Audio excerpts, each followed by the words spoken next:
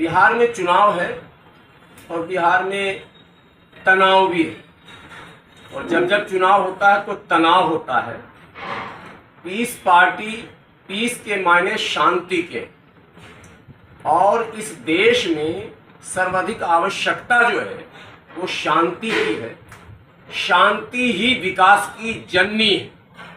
अशांति से विकास अवरुद्ध होता है, वो गति अवरोधक का काम करता है। दुर्भाग्य से हमारी राजनीति धीरे धीरे ऐसी बदली कि वो मुद्दों से पूरी तरह से हट चुकी है। अब देश में रोजी रोटी, पढ़ाई लिखाई, दवाई कमाई, सड़क, बिजली, पानी, रोजगार, उत्तम शिक्षा और उत्तम स्वास्थ्य व्यवस्था पर कोई चर्चा नहीं होती।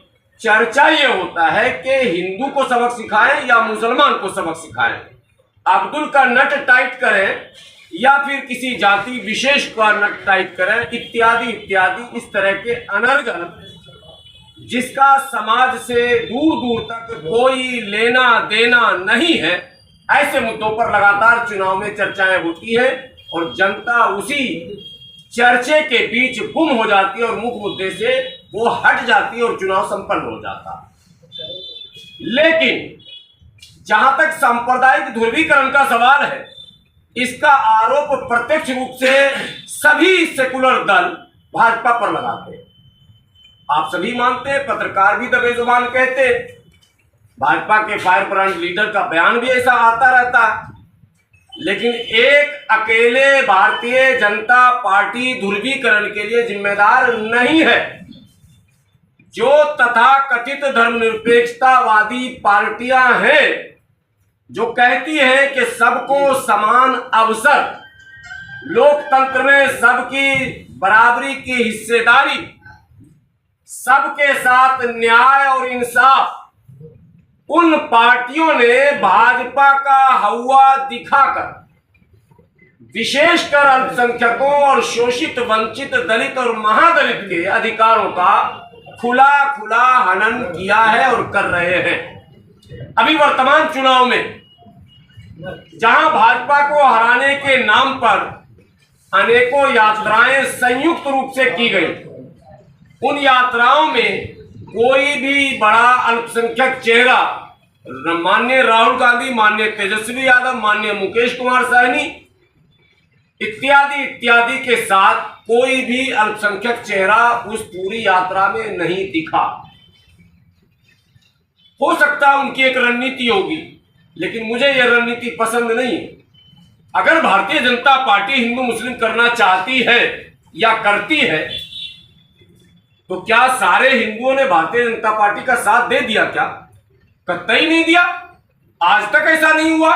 मत प्रतिशत को देखिए, भारत के अधिकांश जो हिंदू भाई है, वो उनकी आस्था सामाजिक उन परंपराओं के निर्वहन पर है जो सदियों से है, और वो चाहते हैं कि अमन, शांति और सुख, चैन, प्यार, मोहब्बत, भाईचारा, एकता बनी रहे। इसके लिए उनका वोटिंग पैटर्न जो है वो लोकतांत्रिक व्यवस्था को मजबूत करने का होता है। लेकिन ये हवा उड़ाते हैं कि अगर मुस्लिम चेहरे हमारे साथ होंगे तो हिंदू भाई भाग जाएगा। क्या भारत का हिंदू मुसलमानों से इतना नफरत करता है कि अगर मुस्लिम चेहरा होगा कहीं भी तो वो भाग जाएगा? कतई ऐसा नहीं। इस नैरेटिव को बनाने में तथाकथित लोकतांत्रिक पार्टियों, धर्मनिरपेक्ष पार्टियों की बड़ी भूमिका रही है। अब टिकट बंट चुका, सब चुनाव मैदान में आ चुके। आप ये देखेंगे, एक पार्टी है विकासशील इंसान पार्टी, कहते हैं वीआईपी। अब देखें कितना वीआईपी है। उनके पूरे उम्मीदवारों में एक भी मुसलमान नहीं। पूरे उम्मीदवारों में उनकी पूरी सूची जो 15 की है, उसमें एक भी मुस्लिम नहीं। बिहार में मुसलमानों की संख्या लगभग 19%, जो आंकड़े आए हैं सामने। और मुसलमानों में भी अगर पसमानदा मुसलमान को अलग भी जोड़े तो उनकी एक जाति की संख्या सहनी के पूरे बिहार की जातियों से ज्यादा है। 45 लाख सिर्फ अंसारी है यहां बिहार में। मंसूरी और रायनी छोड़ दें अभी, हलालखोर, चमेला, नट, जोजा, बक्को, दफाली, मिरासी, मिर्शिकार, ये सारी बिरादरियों को भी मैं छोड़ रहा हूँ। 3 बड़ी बिरादरियां अंसारी, मंसूरी और रायनी जो है वो यादव के आबादी के बराबर है। लेकिन टिकट बंटवारा देखिए आप, विकासशील इंसान पार्टी ने एक भी नहीं दिया। और महासेकुलर तेजस्वी यादव जी जो भाजपा को एकदम दफन ही कर देंगे हमारे वोट से, उनमें तो दम है नहीं, लेकिन मुसलमान के वोट के बल पर वो भाजपा जैसी पार्टी को काउंटर करना चाहते हैं। और MY का नारा भी लगा रहे हैं बहुत दिनों से। MY में उनका कहना मुस्लिम और यादव, मेरा कहना है MY का मतलब मल्ला और यादव। मुस्लिम को जो उन्होंने टिकट, टोटल लगभग 150 सीटों पर आरजेडी लड़ रही है लगभग, उसमें मुसलमान को टिकट दिया 18, जिनकी संख्या 19% मुसलमान में, इंक्लूडिंग ऑफ ऑल कास्ट, मतलब शेख, सैयद, मुगल, पठान, अंसारी, मंसूरी, राइन, अरब सब मिलाकर इन्होंने दिया कितना, 18। और केवल यादव जाति को टिकट मिला 52। इनके MLC की संख्या भी गिन लीजिए, इनके राज्यसभा की भी संख्या गिन लीजिए, इनके लोकसभा की भी संख्या गिन लीजिए। हद तो यह है इनके पार्टी के पदाधिकारियों की भी संख्या गिन लीजिए।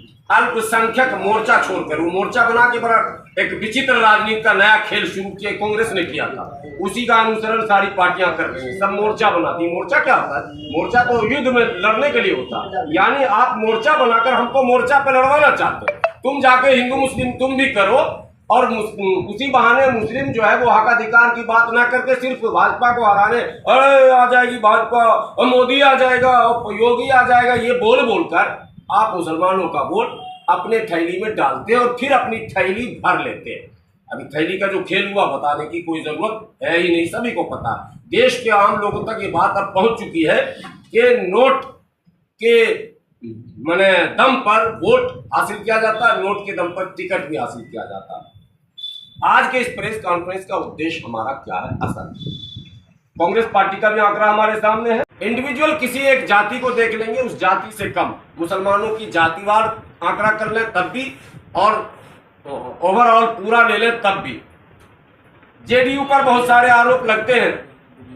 मैं सदैव, मेरे पुराने वीडियोस अगर आप लोगों के पास हों, मैंने आज तक जेडीयू ज्वाइन तो किया नहीं, अवसर तो मिले थे, लेकिन मैं इस मामले में नीतीश कुमार की तारीफ करता हूं कि सांप्रदायिक पार्टियों के साथ रहकर, सांप्रदायिक पार्टियों के साथ रहकर भाजपा के साथ सरकार चलाकर राज्यसभा में कई मुसलमानों को भेजा, जो न जाने वाले थे उनको भी भेजा, और MLC भी कई मुसलमानों को बनाया। और अभी भी मरते मरते नीतीश कुमार जी ने 4 टिकट फिर भी दिया। मैं खैर आभार प्रकट करता हूं कि कम से कम इस लायक समझा नीतीश कुमार जी ने कि 4 टिकट दिया। उनके यहाँ टिकट लेने वालों की संख्या कम है। सच्चाई है कि मुसलमानों ने नीतीश कुमार को वैसा साथ कभी दिया ही नहीं जो नीतीश कुमार चाहते थे। कई बार एक्सपेरिमेंट करने के लिए नीतीश कुमार ने सबसे अलग 2014 में अलग चुनाव लड़े थे, लेकिन कामयाबी नहीं मिली, जिसके कारण एक्सीडेंटल मुख्यमंत्री मांझी जी आ गए थे। वो सब कहानियां तो सबको आपको पता ही है। आज जब चुनाव मैदान में हम लोग हैं, हम लोग के ऊपर आरोप लगता है कि सेकुलर वोटों का डिवीजन करते हैं।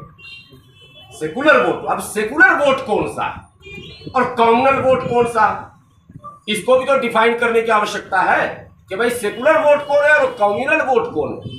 वोटर तो वोटर है, लेकिन इन्होंने एक रेखा खींची, ये सेकुलर है और ये कम्युनल है। अब सेकुलर वोटों पर 100% अधिकार अपना ये पार्टियां मानती हैं। मेरा कहना है कि आप अधिकार क्यों मानते हैं, किस कारण मानते हैं? सिर्फ भाजपा को हराना ये मुद्दा रह गया मुसलमानों का। मुसलमानों को नौकरी नहीं चाहिए, मुसलमानों को रोजगार नहीं चाहिए, मुसलमानों को शिक्षा नहीं चाहिए, मुसलमानों को स्वास्थ्य केंद्र में अच्छी सुविधा संपन्न अस्पताल नहीं चाहिए क्या? सड़क बिजली पानी नहीं चाहिए क्या? सिर्फ भाजपा को हराना ये क्यों ऐसा मुद्दा बनाया जा रहा और क्यों हमें ठगा जा रहा? मैं इस प्रेस कॉन्फ्रेंस के माध्यम से, अब बेगूसराय की धरती पर आपने देखा होगा, किसी जमाने में स्वर्गीय शमसुद्दौला थे, विधायक थे ना जी, जमशेद अशरफ भी विधायक थे ना, पब्लिक ने ही वोट दिया था ना, परवीन अमानुल्लाह भी विधायक थी ना, पब्लिक ने ही वोट दिया था ना। इसका मतलब मुसलमान जीत सकता है। ये एक्सपेरिमेंट तो हो चुका, लेकिन ये महागठबंधन के लोगों ने एक भी टिकट बेगूसराय की धरती पर मुसलमान को देने का काम नहीं किया। क्यों? एक भी एमएलसी नहीं, एक भी बड़े चेहरे नहीं, एक बूढ़ा बेचारा को ढोया जा रहा है, मैच फिक्स करके चुनाव लड़वाया जा रहा। नाम लेने की जरूरत नहीं, समझ गए? बाबा आदम से वही है इकलौते, उन्हीं को लोकसभा, उन्हीं को जरूरत पड़ गया तो कभी एमएलसी, कभी कुछ। जितवाना नहीं है उनको, सिर्फ मोहरा बना बना के एक नए उभरते नेतृत्व को खत्म करने के लिए ये काम किया गया। वरना उसी समय आज जो ये पोलराइजेशन वाले आप भाषण सुन रहे हैं, ये सुनने का आपको मौका ही नहीं मिलता। यहाँ तो नेता कोई और होता। तेजस्वी यादव की वजह से गिरिराज सिंह बेगूसराय में है, एक। तेजस्वी यादव की वजह से गिरिराज सिंह बेगूसराय में है, दो। तेजस्वी यादव की वजह से गिरिराज सिंह मुसलमान और हिंदू की राजनीति कर रहे हैं, 3 बार। मैं इसलिए कह रहा हूं, काटिएगा मत। तेजस्वी यादव अगर ईमानदार होते तो कन्हैया कुमार यहां के सांसद होते। तेजस्वी यादव ने पप्पू यादव को क्रश किया। जो रियल सेकुलर फेस है, जो वास्तविक समाज का दर्द रखता है, उस नेतृत्व को कुचलने का काम माननीय लालू यादव जी और तेजस्वी यादव जी मिलकर कर रहे हैं।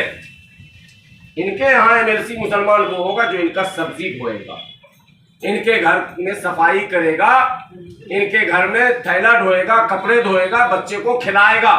फिर वो समाज का कल्याण कब करेगा? क्या सामाजिक कुछ बुद्धि समझ भी लेकर कोई लोग हैं इनके पास? मुस्लिम लीडर एक कारी शोएब है, मैंने जब भी उनको सुना मुझे लगा इस आदमी को 10-15 साल अभी पढ़ने की जरूरत थी, राजनीति समझने की जरूरत। लेकिन पता चला कि वो कई साल से घर में साफ सफाई कर रहे थे, थैला ढो रहे थे। क्या कीजिए, एक अभी महिला है उनके यहाँ, वो आप लोग जानते हैं, मुन्नी देवी या क्या। इससे पहले कबाब बनाने वाले को भी इन्होंने एमएलसी बनाया था, यूनुस लोहिया, कबाब मंत्री। उनको हम लोग पढ़े लिखे लोग, बुद्धिजीवी लोग, ईमानदार लोग, समझदार लोग, जो समाज के सभी मुद्दों को समझता बूझता हो, ऐसे लोगों को राष्ट्रीय जनता दल ने कभी पनपने नहीं दिया। राष्ट्रीय जनता दल को एक फार्मूला समझ में आ गया कि भाजपा को सामने रखकर अपना सारा मतलब उल्लू सीधा आप करते रहे। कामरान मलिक का नाम सुना आप लोगों ने? गोविंदपुर नवादा 33,000 वोट से जिस महिला को वो चुनाव में हराए थे, उसी महिला को आरजेडी ने टिकट दे दिया और कामरान को टिकट नहीं। ये लॉजिक समझ में आया आप लोगों को? और देश के राज्य के किसी लोगों को समझ में आएगा? जिसको हमने ही 33,000 से हराया, मेरा टिकट काट के उसी को आप टिकट दे रहे हैं, पूनम देवी को। समझने का इनको ये लगता है मुसलमान बंधुआ मजदूर है, जाएगा कहां, इसके पास कोई रास्ता नहीं।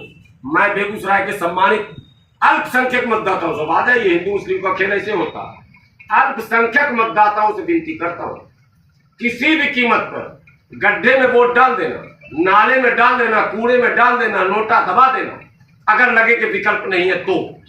मगर ऐसे दल को जो इनडायरेक्टली भारतीय जनता पार्टी को सपोर्ट करती हो, ऐसे दल को कभी पलटने मत देना। अगर भाजपा को हराना चाहते हो, भाजपा को खत्म करना चाहते हो, तो पहले आरजेडी को, कांग्रेस को खत्म करना पड़ेगा। मैं चूंकि हमारे प्रत्याशी बेगूसराय में नहीं, बेगूसराय विधानसभा से निर्दलीय प्रत्याशी ये है गफ्फार खान साहब, ठीक है। असल मुद्दा ये है, इनको पीस पार्टी अपना समर्थन देती है भरपूर, तन मन धन से हम इनके साथ चुनाव प्रचार में रहेंगे। जो भी हमारी टीम 4-5 लोगों की टीम है, चूंकि बेगूसराय में हमारी पार्टी का कोई प्रभाव, आप लोगों ने नाम भी पहली बार सुना होगा, उत्तर प्रदेश की अच्छी पार्टी है, 4थे नंबर की ये पार्टी रही है। अभी लखनऊ के मेयर चुनाव में 1,24,000 वोट इस पार्टी ने लाया था, सेकंड रही थी। मतलब पार्टी उत्तर प्रदेश में ठीक ठाक है। बिहार में ये काम हो रहा है। तो गफ्फार साहब है बेगूसराय से, 146 विधानसभा, और गफ्फार साहब को पीस पार्टी की तरफ से पूरा समर्थन रहेगा। मैं स्वयं इनके चुनाव प्रचार में भाग लूंगा, नुक्कड़ सभा करूंगा, मंच लगवाऊंगा और लोगों से मिलने जुलने का काम भी करूंगा। साहेबपुर कमाल विधानसभा से कहाँ गए? अब्दुल रहमान साहब आए, आप आइए। मैं साहेबपुर कमाल विधानसभा से, ठीक है। और पीस पार्टी और व्यक्तिगत मैं पूरी तरह से इनके प्रचार में, इनके नुक्कड़ सभा में इनके समर्थन मांगने के लिए क्षेत्र में जाऊंगा। और विधानसभाओं में भी मैं देख रहा हूँ कोई मजबूत निर्दलीय उम्मीदवार होंगे, हम उनके लिए घूमेंगे और बेगूसराय में हम समय देंगे। हमारी पार्टी के लोग भी आएंगे। पार्टी लड़ नहीं रही है, लेकिन इसी बहाने हम अपनी उपस्थिति, चूंकि बेगूसराय मेरा गृह नगर, अब आप लोगों को बता दें, यहाँ जन्म स्थली है हमारा। हम लोगों को बेगूसराय आने के बाद लगता है कि हाँ, वो गिरिराज बाबू ने अभी चल रहा विदेशी बांग्लादेशी सब, तो बेगूसराय की धरती पर जब पैर रखता हूँ तो लगता है कि अपने पूर्वज के कोख में आए। तो बहुत सारे लोग टीवी पर देखते होंगे, सुनते होंगे, मैं अक्सर रहता हूँ भारत के सभी चैनलों पर और बड़े बड़े कार्यक्रमों में रहता हूँ। चूंकि निवास स्थान अस्थायी दिल्ली में, तो बेगूसराय चूंकि जन्म स्थली हमारी है, तो इसलिए मैं चाहता हूँ कि इस चुनाव में मैं वो जो दूध का कर्ज होता है वो उतारने के लिए इस धरती पर मैं समय दूंगा और आम जनों तक तथा कथित सेकुलर पार्टियों की उस सच्चाई को पहुंचाने का कार्य करूंगा। आप लोगों को कष्ट आज इसलिए दिया कि आप लोग एक बड़े प्लेटफॉर्म है, जनता इस माध्यम से सुनती है, आपके वीडियोज उन तक पहुंचेंगे तो हमारा संदेशा भी उन तक इसी बहाने पहुंचेगा। मुझे उम्मीद है कि बेगूसराय के अल्पसंख्यक मतदाता इस बार विचार विमर्श जरूर करेंगे कि वोट केवल एक पार्टी को हराने के नाम पर दिया जाए या वोट रोजी रोटी के नाम पर, पढ़ाई लिखाई के नाम पर, अधिकार के नाम पर, हिस्सेदारी के नाम पर दिया जाए। न नौकरियों में हमें मौका मिला लालू जी के शासनकाल में, प्लस दोबारा तेजस्वी जी के चुप मुख्यमंत्री जब 20 महीने तक थे उप मुख्यमंत्री, तो इन्होंने कहा मैंने 65,000 नौकरी दी, डेटा दे दे उसमें मुसलमान कितना। मैं सीधा बात कर रहा हूँ, लालू जी केंद्र में मंत्री थे, सरकार यहाँ थी, सच्चर कमेटी की रिपोर्ट आई थी, लालू जी केंद्र में थे, 2005-6 में सच्चर कमेटी की रिपोर्ट आ गई थी, रंगनाथ मिश्रा कमीशन का भी रिपोर्ट आ गया। लालू जी 14 तक रहे केंद्र की सरकार में, यूपीए 1 और यूपीए 2 में लालू जी एक प्रभावी नेता के रूप में थे। लालू जी चाहते तो सच्चर कमेटी और रंगनाथ मिश्रा कमीशन की रिपोर्ट पर अमल करवा देते। भाजपा नहीं करेगी, भाजपा तो दुश्मन है, मैं भी कर रहा हूं दुश्मन, आपने क्यों नहीं किया? सवाल तो ये है। अनुच्छेद 341 पर धार्मिक प्रतिबंध लगा रहा, लालू जी मुस्कुराते रहे। नौकरियों में हम 3% पर आ गए, लालू जी पान खाते रहे। नौकरियों में हाशिए पर डाल दिए गए, लालू जी डायलॉग देते रहे। डॉन है ना, आडवाणी को पकड़ रहे। अरे किसी को मत पकड़िए लालू जी, आडवाणी को पकड़ के भी आपने भाजपा को ही मजबूत किया था, और आज भी गिरिराज बाबू को जो छिट्टा सांड की तरह छोड़े हुए हैं, भाजपा ने छोड़े हुए है। मौका यही देते हैं, प्लेटफॉर्म यही देते हैं, क्योंकि ये काउंटर नहीं कर पाते। अजब गजब खेल राजनीति का हो रहा, काउंटर करने के लिए ऐसे लोगों को लाया जाता है कि और ध्रुवीकरण हो जाए। इसलिए ध्रुवीकरण से भी समाज का नुकसान है। हिंदुओं, मुस्लिमों, सिखों, ईसाइयों, जैनों, पारसियों, बौद्धों, आस्तिकों, नास्तिकों, अग्रहों, पिछड़ाओं, होना चाहिए मुद्दे पर चुनाव। सबको जरूरत जिस चीज की है, बिजली सबको चाहिए, पानी सबको चाहिए, शिक्षा सबको चाहिए, स्वास्थ्य सबको चाहिए, इन कॉमन मुद्दों पर चुनाव होना चाहिए। दुर्भाग्य है चुनाव होगा नहीं, मेरे कहने से क्या हो सकता है, लेकिन मैं इतना तो मुसलमानों से कह सकता हूँ उसका बेटा होने के नाते कि कम से कम आप इनको एक बार सबक सिखाइए। अगर सेकुलर पार्टियों को सबक नहीं सिखाएंगे, अच्छा भाजपा हार गई, चलिए हार गई, पहले भी हरा चुके हैं, पहले भी सरकार बन चुकी है, तो इन्होंने क्या किया? भाई लालू जी थे ना, आज पैदा नहीं हुए लालू जी, सत्ता में रहे ना 15 साल, दोबारा नीतीश जी मिले थे, महागठबंधन बना था, नीतीश, लालू और कांग्रेस 2015 में, जो बाद में नीतीश जी पलट गए थे। तो अच्छा हुआ जो पलट गए, मैं इनके साथ रहकर भी क्या कर लेते, ये काम करने ही नहीं देते, ये माफिया पैदा करते हैं, ये अपने सौजातीय लोगों को सड़क पर उतार कर वसूली करवाते हैं, ये अपने सौजातीय लोगों को नौकरी के नाम पर ठगवाते हैं। सिर्फ टिकट ही 52 को नहीं दिए, 52 को मुस्टंडा भी ये पैदा करेंगे और वो हमारे खिलाफ आएगा। 4-5 बड़ी मॉब लिंचिंग की घटनाएं बिहार में घटी है, मारने वाला कोई और नहीं था, मारने वाला वही तथाकथित मेरा भाई जिसको बोलते हैं एम भाई। मैं कैमरे पर बोल रहा हूँ, अकेले में नहीं बोल रहा हूँ। अभी सबसे आखिरी घटना जो है छपरा में जाकिर की हत्या हुई, किसने मारा? किसने मारा नाम तो बताओ। भूमिहार को नहीं देंगे, ब्राह्मण को नहीं देंगे, राजपूत को नहीं देंगे, अपरागरा को नहीं देंगे, पिछड़ा को नहीं देंगे, तो यादव को देंगे? नहीं देंगे। पहले नारा लगता था यादव मुस्लिम भाई भाई दोनों जैसे दूध मलाई। आज तो वो मेरे लिए हो गए कसाई। बिल्कुल सत्ता में ज्यों वो गए उनके अंदर फिरौनियत आ गई। इसलिए पीस पार्टी और हाफिज गुलाम सरवर का स्पष्ट ये मानना है कि हमारी भागीदारी सुनिश्चित होनी चाहिए। इसके लिए निर्दलीय ही सही हम कम से कम दिखाएंगे कि हमारा विश्वास ऐसा हो कि हम कभी अपने लोगों को भी बगैर किसी दल के भरोसे जिता सकते हैं, बगैर किसी दल के भरोसे। तो इसलिए गफ्फार साहब बेगूसराय से और साहिबपुर कमाल से इनके भाई कि दोनों का नारा है कि सभी दलों में दलदल है और सबसे अच्छा निर्दल है।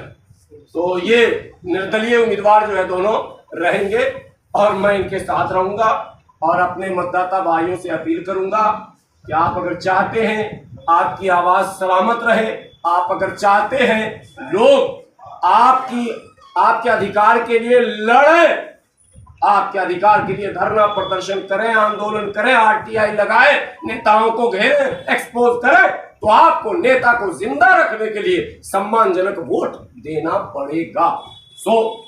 ड्राइवरों के लड़ाई पूरे भारत में लड़ रहे हैं, ड्राइवर संघ चलाते हैं, ड्राइवर हिंदुओं, मुस्लिमों, सिखों, ईसाइयों, उससे कोई मतलब नहीं। ड्राइवर है, लड़ते रहते हैं, एनजीओ चलाते हैं, यहाँ भी काम करते हैं, दिल्ली और हरियाणा में काम करते हैं। काम करने वाले बेटा को थोड़ा सपोर्ट कर दीजिए, जुबान तो बची रहेगी, कम से कम हृदय में ये तो रहेगा दिमाग में कि 1000, 10,000, 20,000 वोट मिला, एक समर्थन मिला। नहीं जीतेंगे अफसोस नहीं है, लेकिन अगर वोट कम मिलेगा तो अफसोस है, आपका नेतृत्व समाप्त होगा। और यही तेजस्वी यादव चाहते हैं, नेतृत्व उभरने नहीं दिया जाए। बहुत बहुत आप लोगों का शुक्रिया और आभार। आपसे विनती है इस संदेश को जन जन तक पहुंचाने में हमारा सहयोग करें। अगर हमारे प्रत्याशियों में से, दोनों में से किसी से भी आप कुछ सवाल प्रश्न करना चाहते हैं तो कर सकते हैं। हमसे भी कोई सवाल अगर आपके मन में आया हो तो आप हमसे कर सकते हैं। हमारे जितने भी पत्रकार हमारे बंधु आए हुए हैं, हम सभी को शुक्रिया अदा करते हैं, धन्यवाद करते हैं। आप एक ड्राइवर के बीच में आए। आज लगातार 6 साल से 24 करोड़ भारत में चालक है, हर घर में चालक है। आज गांव से निकलकर, मेरा घर हुआ बीरपुर प्रखंड, वहां से निकल कर दिल्ली के जंतर मंतर पर 24 करोड़ भारतीय ड्राइवर के हक और अधिकार के लिए लगातार केंद्र सरकार से मांग कर रहे हैं। आज तक सुन नहीं पाया हमारा ना तो राज्य सरकार नहीं तो केंद्र सरकार। आज देखिए पूरे भारत में एक भी ऐसा काम नहीं हुआ जो ड्राइवर समाज का कल्याण हो सके। ड्राइवर हमारे हिंदू भाई भी हैं, हमारे मुस्लिम भाई भी है, क्रिश्चियन भाई भी है, सिख भी है, ईसाई भी है, सभी जाति धर्म से एक ड्राइवर बना है जो देश के अर्थव्यवस्थाओं को चलाता है साल के 365 दिन। आज तक 78 वर्षों में आजादी के बाद आज तक ड्राइवर का हक और अधिकार नहीं मिला। दूसरा कारण यह है कि मैं अनेकों राज्य जाता हूं गाड़ी लेकर, मैं खुद एक ड्राइवर हूं, बाद में ड्राइवर संगठन का एक अधिकारी हूं। आज मैं लगातार जब पूरा भारत जाता हूं, मेरा 146 विधानसभा क्षेत्र का जितना युवा है अनेकों राज्य में नौकरी करता है। मैं निवेदन करता हूं बेगूसराय 146 विधानसभा की जितने भी मतदाता है, मैं हाथ जोड़कर निवेदन करता हूं, एक मजदूर को वोट दें जो आपके दुख को समझ सके। एक अपने जिला के बेटा को वोट दे ताकि आपकी दुख को समझ सके। आप ऐसे प्रतिनिधि को बनाएं जो आपके बीच में रह सके, आपके हर वो विषय पर काम कर सके। मैं 146 विधानसभा के जितने भी हमारे मतदाता है, एक बार मौका दें, आपके हर वो दुख सुख में आपका भाई, आपका बेटा खड़ा रहेगा। जय हिंद, जय भारत।